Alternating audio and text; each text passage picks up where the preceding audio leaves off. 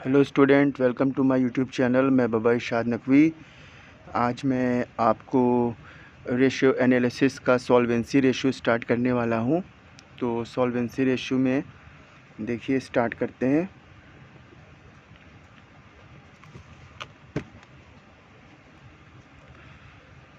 Solvency ratio,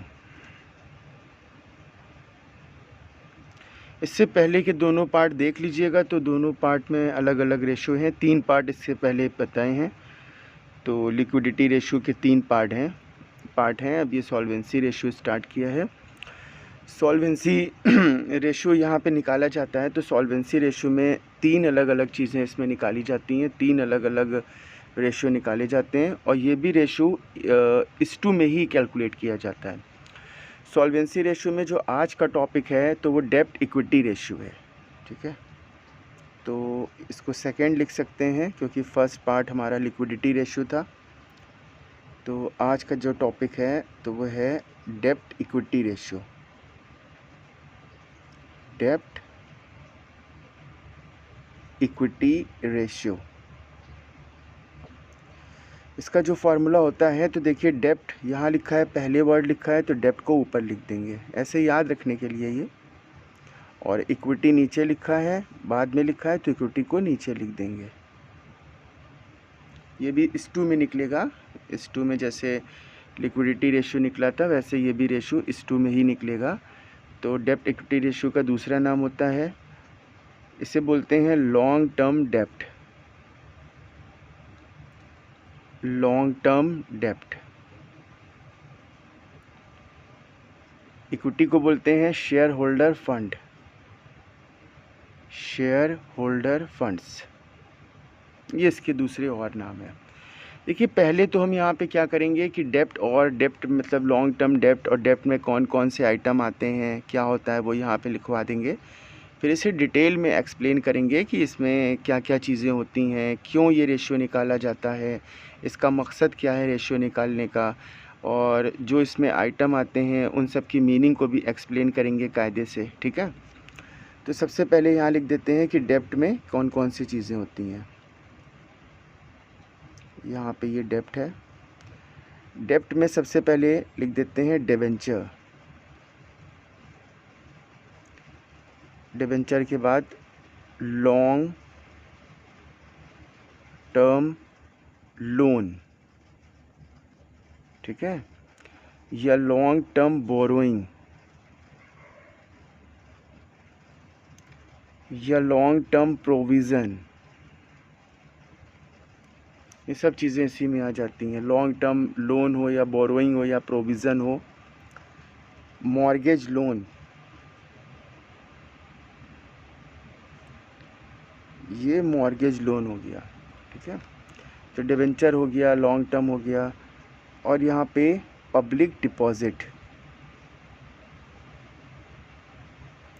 public deposit, तो डेब्ट में मोस्टली यही सारी चीज़ें आएंगी।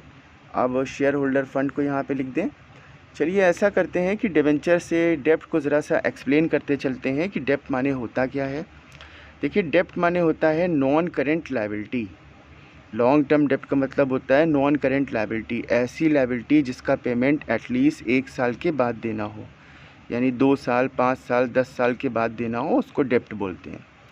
डेब्ट के अंदर पहली चीज़ है डिबेंचर। डिबेंचर मेरा एक लोन होता है, एक बॉन्ड होता है जो फर्म डिबेंचर होल्डर से लेती है। तो डिबेंचर इसका नाम इसलिए पड़ा है क्योंकि इसको डिबेंचर का हिंदी में मतलब है ऋण पत्र, यानी लोन के लेटर्स। तो डिबेंचर एक स्पेशल लोन होता है जिसमें उसके लेटर बहुत ज़्यादा दिए जाते हैं। वैसे हर लोन पे एक प्रूफ के तौर पे एक कोई रिसिप्ट दी जाती है, लेकिन इसमें कुछ ज़्यादा सिक्योरिटीज़ होती हैं, सब वो मेंशन होती है, इसलिए इसका नाम डिबेंचर है, यानी लोन के पत्र। लॉन्ग टर्म लोन से पता ही चल रहा है लॉन्ग टर्म लोन है या बोरोइंग है या प्रोविज़न है कि लंबे वक्त के लिए कोई लोन लिया है जिसका पेमेंट अभी नहीं करना है। मॉर्गेज लोन ये होता है कोलेटरल सिक्योरिटी के तौर पे कोई चीज़ हमने कहीं गिरवी रखी। देखिए, मॉर्गेज को हिंदी में बोलते हैं बंधक, और लोन माने होता है ऋण, यानी कि हमने ऐसा लोन लिया है जिसके पीछे कोई अपनी एसेट्स या कोई चीज़ यहाँ पे कोलेटरल सिक्योरिटी के तौर पे मॉर्गेज रखी है, गिरवी रखी है, तो ये भी लॉन्ग टर्म बेसिस होता है। पब्लिक डिपॉजिट का मतलब ये नहीं है कि मेरे पैसे पब्लिक के डिपॉजिट के मतलब डिपॉजिट किए गए, तो वो वर्ड ये होता है डिपॉजिट टू पब्लिक हो जाता। ये पब्लिक का पैसा मेरे पास डिपॉजिट है तो इसको फिक्स पब्लिक डिपॉजिट भी बोल सकते हैं, तो ये भी लॉन्ग टर्म बेसिस है। या बैंक से लोन लिया हुआ है, तो जो बैंक का लोन होता है तो वो भी लॉन्ग टर्म लायबिलिटी ही माना जाता है, नॉन करेंट लायबिलिटी। तो which are payable at least one year more, मतलब उससे जो है ज़्यादा देना है पैसे, तो बैंक लोन, ये बैंक लोन हो जाएगा। अब यहाँ पे डिबेंचर के बाद अब दूसरी चीज़ यहाँ बताने वाले हैं इक्विटी। देखिए इक्विटी का दूसरा नाम होता है शेयर होल्डर फंड। अब इन सबको बहुत ही एक्सप्लेन करेंगे बाद में, अभी तो थोड़ा बहुत यहाँ पे बता रहे हैं। इक्विटी देखिए, अगर ऐसे ही रेशियो बताना है तो यहाँ लिख दें डेब्ट, डेब्ट के अंदर ये आइटम आते हैं, ये इक्विटी लिख दें, इक्विटी के अंदर ये आइटम आते हैं। आप उसको ऊपर टोटल अमाउंट कर लीजिए, नीचे कर लीजिए और उसको डिवाइड कर लीजिए, रेशियो निकल आएगा। लेकिन वैसे बताने से क्या फ़ायदा। अब ये इक्विटी के अंदर देखिए यहाँ पे होता है शेयर होल्डर फंड भी इसको बोलते हैं। तो इक्विटी के अंदर हम हेडिंग के हिसाब से लिखते हैं शेयर कैपिटल, और दूसरा इसमें होता है reserve and surplus, reserve and surplus. देखिए शेयर कैपिटल का मतलब क्या होता है कि शेयर कैपिटल मतलब जो मेरी कैपिटल है उसको हमने शेयर्स में यहाँ पे डिवाइड किया है और पब्लिक को इशू किया है, यानी एज अ लोन लिया हुआ है। तो शेयर कैपिटल टू पार्ट में डिवाइड की जाती हैं। जो फर्म के ओनर शेयर्स लेते हैं तो उनको बोलते हैं इक्विटी शेयर कैपिटल। तो ये यहाँ पे हो जाएगा इक्विटी शेयर कैपिटल।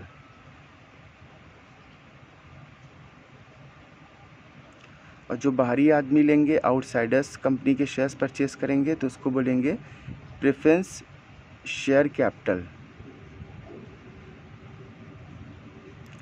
अब रिजर्व सरप्लस यहाँ पे आ रहा है। देखिए रिजर्व का मतलब ही होता है संचय, यानी कि फ़ंड, कहीं कोई पैसे जमा करना।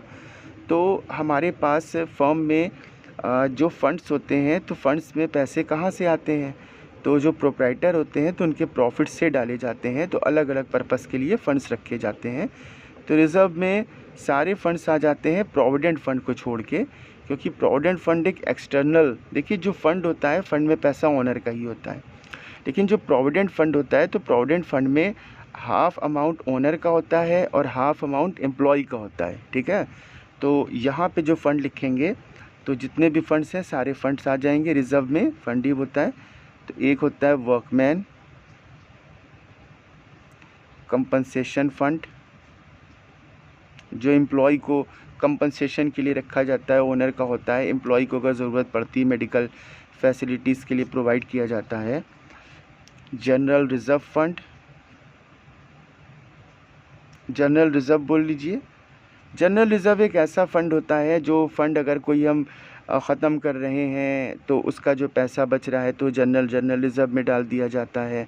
या कोई ज़रूरत के लिए कोई फ़ंड में पैसे कम पड़ रहे हैं तो वो फ़ंड के पैसे से अगर कम जितना पड़ रहा है तो जनरल रिज़र्व से ले लिया जाता है। यानी सारी इंटेंशन के लिए, सारे मकसद के लिए इस फ़ंड से पैसे निकाल सकते हैं, और जो फ़ंड को क्लोज़ कर रहे हैं तो उसका बचा हुआ पैसा इस फ़ंड में ट्रांसफ़र कर सकते हैं।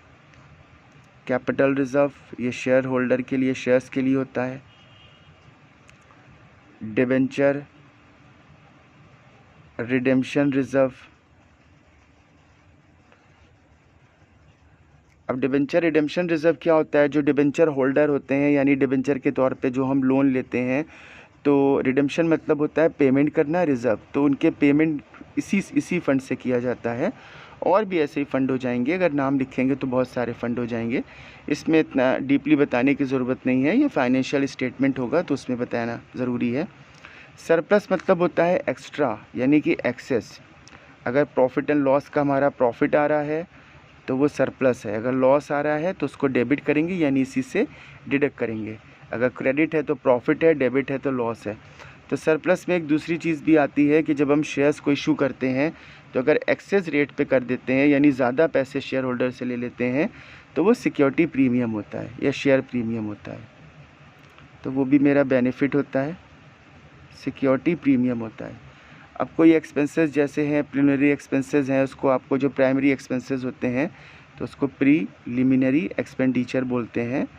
तो अगर कोई ऐसा एक्सपेंसेस है जैसे शेयर इशू एक्सपेंसेस हैं, डिस्काउंट ऑन इशू एक्सपेंसेस हैं, तो ये सिक्योरिटी प्रीमियम से एडजस्ट कर लिया जाता है। तो ये मेरा इक्विटी का पार्ट हो गया। तो ये इक्विटी हो गई और ये मेरा डेप्ट हो गया।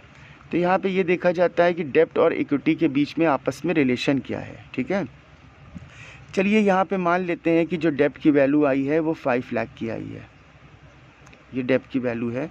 और जो इक्विटी की वैल्यू टोटल आई है, तो इक्विटी की वैल्यू यहाँ पे 2 लाख की आई है।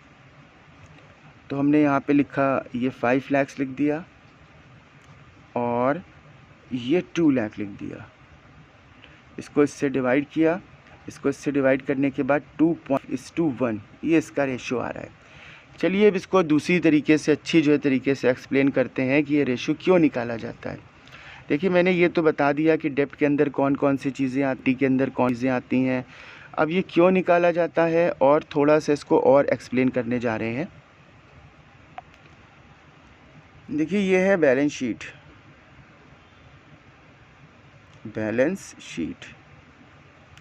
बैलेंस शीट में 2 कॉलम होते हैं।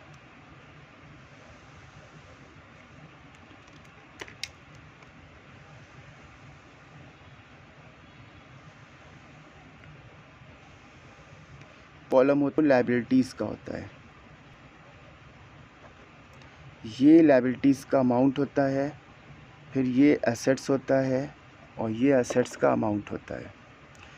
मेरे जो बिज़नेस में एसेट्स होती है तो वो 2 टाइप में डिवाइड की जाती है। एक एसेट्स होती है non current assets, non current assets, इसको भी अगर क्लासिफाइड करें तो 2 पार्ट में क्लासिफाइड कर सकते हैं। एक मेरी है फिक्स एसेट्स, जिसे हम टेंजिबल एसेट्स बोलते हैं। फिक्स एसेट्स होती है जिससे टेंजिबल यानी टच कर सकें, जैसे लैंड है, बिल्डिंग है, प्लांट है, मशीनरी है, वगैरह वगैरह, ये सब इसमें आ जाएगा। इनटेंजिबल एसेट्स इसमें आएगी। इनटेंजिबल एसेट्स वो एसेट्स होती है जिसको हम टच नहीं कर सकते हैं।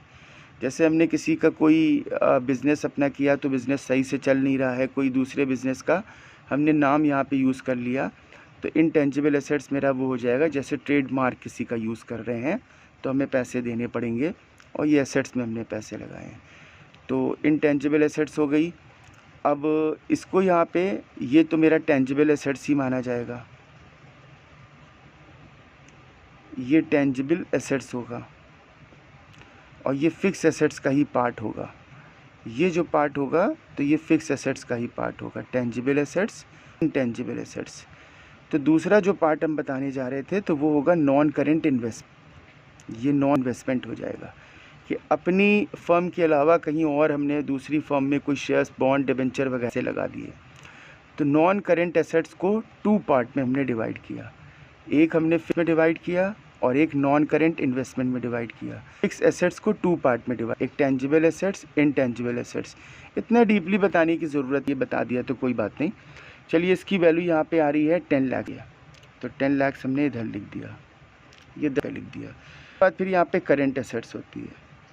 करेंट एसेट्स आपको मालूम है, मेरे पूरे आप लोगों ने देखे होंगे। तो करेंट एसेट्स का मतलब क्या होता है कि वो एसेट्स 1 साल में कैश में कन्वर्ट होती है। और उसकी दूसरी मीनिंग ये है कि जो डीलिंग ऑफ बिज़नेस यानी गुड्स से क्रिएट होती हैं चीज़ें, वो जैसे डेट BR है, कैश है, बैंक है, प्रीपेड एक्सपेंसेस है, स्टॉक है, सब मेरी करेंट एसेट्स है। जैसे करेंट एसेट्स की वैल्यू है मेरी 4 लाख की, टोटल जो वैल्यू हो गई, तो टोटल वैल्यू यहाँ पे हो गई 14 लाख की। तो ये 14 लाख की मेरी वैल्यू हो गई। अब 14 लाख रुपीज़ यहाँ पे हो गया। जो मेरा यहाँ पे लायबिलिटी है, तो लायबिलिटी को भी 2 टाइप में डिवाइड किया जाता है। देखिए एक लायबिलिटी होती है जिसे बोलते हैं इंटरबिलिटी, यहाँ होती है ये लायबिलिटीज़ होती है। लायबिलिटी होती है जिसे बोलते हैं एक्सटर्नल लायबिलिटी, ये एक्सटर्नल लायबिलिटी। इंटरनल लायबिलिटी अगर देखा जाए तो इंटरनल कहा जाता है, लेकिन इसको कहीं लिखा नहीं जाता है इंटरटी को।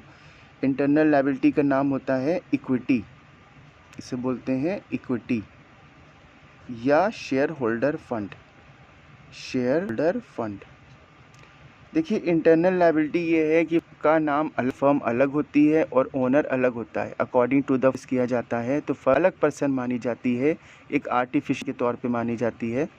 तो फर्म के पास अपना कुछ नहीं होता है, तो ओनर जो पैसे फर्म में लगाते हैं, अगर फर्म को कभी भी क्लोज तो ओनर अपने अमाउंट का देंगे, तो फर्म की वो लाइफ हो गई जो फर्म के ओनर का पैसा लगा, तो वो हो गई इंटरटी, इसलिए इसको बोलते हैं। तो ये इसको बोलिए या शेयर होल्डर फंड बोलिए, यानी जो फर्म जो कंपनीज़ में जो कैपिटल होती है तो वो शेयर्स में डिवाइड कर देते हैं, तो वो डर ही हो जाती है, यानी शेयर कैपिटल ही बन जाती है। ठीक है, तो इसके अंदर आपको बताया कि क्या क्या चीज़ें एक्चुअल में इसके अंदर आती क्या है। आप नॉर्मली समझिए कि आप बिज़नेस के कहीं ओनर हैं, तो आपका फर्म में जो भी इन्वेस्टमेंट है, अमाउंट आपका लगा हुआ है, तो उसको आप कैपिटल बोल, और फर्म में एक बिज़नेस का जो भी प्रॉफिट होगा तो प्रॉफिट भी आप कैपिटल में इंक्लूड करेंगे। पूरा पैसा आप बस के लिए ड्राइंग्स नहीं करेंगे, तब विड्रॉ नहीं करेंगे। हाँ, उसका कुछ पार्ट आप फंड में कंट्रीब्यूट करेंगे तो प्रॉफिट कम हो जाएगा।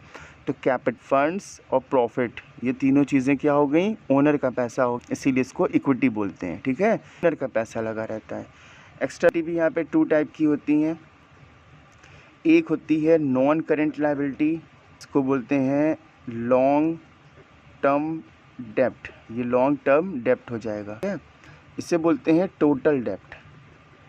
एक्सटर्नल लायबिलिटी को बोलते हैं टोटल डेप्ट ये टोटल डेप्ट हो गया। ठीक है, अब अगर यहाँ पे खाली डेप्ट भी लिखा हुआ है, लॉन्ग टर्म डेप्ट ही माना जाएगा जब तक इसके आगे लिखा हो। ठीक है, तो लॉन्ग टर्म डेप्ट ये हो गया, या उधारियाँ हो गई, जैसे बैंक से लोन लिया है, डिबेंचर होल्ड लिया है, मॉर्गेज लोन है, कोई अदर फर्म से, अदर कंपनी से लोन लिया हुआ है, कोई पर्सन या पब्लिक से हुआ है, तो वो सब नॉन जो है करेंट लायबिलिटी होती हैं। डिबेंचर जो मतलब बेसिस पे हमको पैसा देना है, एटलीस्ट 1 साल के बाद से कम उससे पैसा देना ही है, 5 साल बाद देना है। करेंट लायबिलिटी आपको मालूम है, जो 1 साल के बाद दिया जाता है वो मेरा करेंट कटी होती है। शॉर्ट टर्म डेप्ट भी बोलते हैं, शॉर्ट टर्म डेप्ट। अब एक्चुअल में क्या होता है ये जो लॉन्ग टर्म लायबिलिटी होती है, ये लॉन्ग मतलब लायबिलिटी होती है। आपको एक एग्जांपल है, जैसे कि यहाँ पे 2 आदमी हैं, ए है और ये बैंक है। ए ने 5 लाख रुपीज़ बैंक में अमाउंट डिपॉजिट किया, तो 5 लाख इन्होंने क्या करा लिया, ये 10 ईयर्स के लिए इन्होंने FD यहाँ पे करा लिया। और बी ने 5 लाख रुपीज़ यहाँ पे बैंक डिपॉजिट कराया और इनका यहाँ पे सेविंग अकाउंट है। अच्छा, ये बताइए कि बैंक किनके पैसे से फ़ायदा मतलब पहुँचेगा, बैंक को किनके पैसे से कभी भी विड्रॉ कर सकते हैं वो अमाउंट अपना। तो ये मतलब ये फर्म जो है एश्योर है, बैंक एश्योर है कि ये कि जो बंदे 10 लाख हमने डिपॉजिट किया है तो उसको हम कहीं भी कर सकते हैं, इसको 10 साल के बाद देना है। तो जो लॉन्ग टर्म लायबिलिटी होती है, तो ये लॉन्ग टर्म लायबिलिटी का मकसद क्या होता है कि लॉन्ग टर्म जो हम एसेट्स परचेज़ करते हैं, तो फर्म जो बिज़नेस की एसेट्स परचेज़ कर ओनर के पैसों से भी करती है, यानी इक्विटी से भी करती है, और लॉन्ग टर्म लायबिलिटी यानी कि लॉन्ग टर्म डेप्ट यानी लायबिलिटी यानी डेप्ट से भी करती है। तो एसेट्स परचेज़ की गई है, इसमें कुछ पार्ट ओनर का पैसा होता है, इक्विटी होता है, जो प्रोप्राइटरी रेशियो में पता है प्रोप्राइटरी टू एसेट्स वाले मतलब होता है, तो इसमें इक्विटी टू दूसरा लिखते हैं, टोटल एसेट्स लिखते हैं। अब यहाँ पे हम ये देख रहे हैं पास टोटल एसेट्स है, उसमें इक्विटी का है, कुछ एक्सटर्नल लायबिलिटी में लॉन्ग टर्म डेप्ट का है यानी डेप्ट का है। चलिए ये रेशियो तो अलग बाद में बताएंगे, तो अभी यहाँ कहा जा रहा है कि डेप्ट और इक्विटी के बीच में आपस में रेशियो क्या है। मेरा डेप्ट कितना है, तो यही रेशियो यहाँ पे निकाला जा रहा है, इसीलिए डेप्ट देखा जाता है। सॉल्वेंसी में भी इसके बाद जो दूसरा रेशियो आएगा डेप्ट टू टोटल रेशियो, यानी ये टोटल एसेट्स में डेप्ट का पार्ट है, तो ये वाला इसमें पार्ट देखा जाएगा। रेशियो आएगा तो उसको बोलते हैं प्रोप्राइटरी रेशियो, मतलब ओनर का पैसा कितना लगा है। तो ओनर इक्विटी का पे ओनर का पैसा कौन हो गया, इक्विटी, तो इक्विटी टू एसेट्स। तो जब ये डेप्ट एसेट्स निकाला जाएगा तो डेप्ट को ऊपर लिखेंगे और टोटल एसेट्स को नीचे लिखेंगे, और जब ये प्रोप्राइटरी रेशियो निकाला जाएगा टी को ऊपर लिखेंगे और टोटल एसेट्स को नीचे लिखेंगे। आपको वीडियो पसंद आई हो तो सब्सक्राइब कर दीजिए, लाइक कर दीजिए, जो कुछ पूछना है तो कमेंट कर दीजिए मुझसे, और अपने क्लासमेट को अपने फ्रेंड को शेयर करिए। Thank you so much.